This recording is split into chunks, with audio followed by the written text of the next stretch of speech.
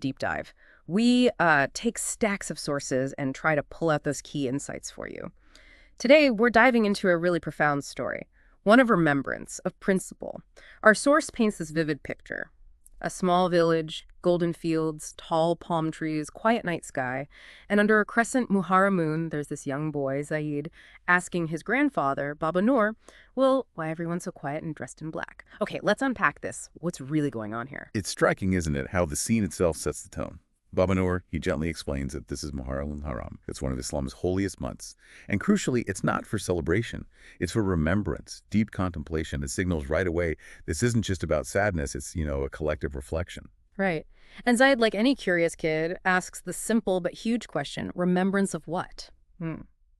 That's the moment Baba Noor points to the moon and says, it's about the story of Imam Hussein, peace be upon him, the grandson of Prophet Muhammad, peace and blessings be upon him.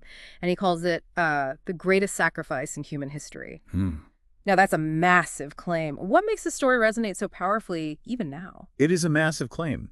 And Zayed's question really opens the door to the story of Karbala. We learn Imam Hussein stood against this powerful, unjust ruler, Yazid. Yazid wanted to corrupt Islamic teachings, basically. And Imam Hussein refused. He chose truth, justice, his grandfather's path.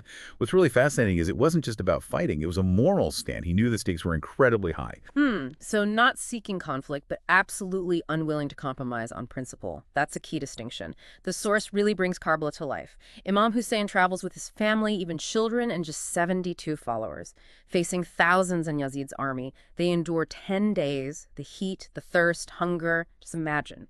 Then comes Ashura, the 10th day. The battle starts. Companions fall one by one. And that heartbreaking detail, his baby son, Ali Asghar, martyred right there in his arms. It's almost too much to comprehend. It is, and yet it's in those moments of extreme suffering that Imam Hussein's strength is so clear. The sources emphasize he never begged for mercy. He never bowed to injustice, even alone, wounded, exhausted. He prayed. His faith didn't waver. He was martyred, yes, and his family taken captive. But the core message that lived on, it echoed far beyond Karbala. If you think about the bigger picture, it's about the power of conviction against, well, impossible odds. Yeah, which leads us straight into the message of Muharram. It becomes so clear this morning isn't just about grief. It's remembrance, yes, but of courage, sacrifice, standing up to evil. That's why people wear black, to honor that stand. And Zaid, again, he asks the perfect follow-up. So, Muharram teaches us to never be silent when something is wrong. Exactly. And Baba Noor's response just nails it. Yes, my boy, even if you stand alone like Imam Hussein, stand with truth. That's not just history, is it? It's a living principle, a call to action. And it raises that question for all of us, for you listening. What does that mean? To stand for truth in your own life, even when it's hard, even when you feel alone. And you see that connection, the history breathing into the present day. The story's epilogue shows in the Majlis, the gathering. People are crying, yes, but also giving water to others, remembering the thirst at Karbala, walking in processions, chanting Labayak Ya Hussein. We are with you, O Hussein. It's just this powerful living demonstration of how that message endures across time, across places. Absolutely. And it brings that saying to mind, every day is Ashura, every land is Karbala. It's a profound thought. It sort of pushes you to ask, what are your Ashura moments? Where's your Karbala?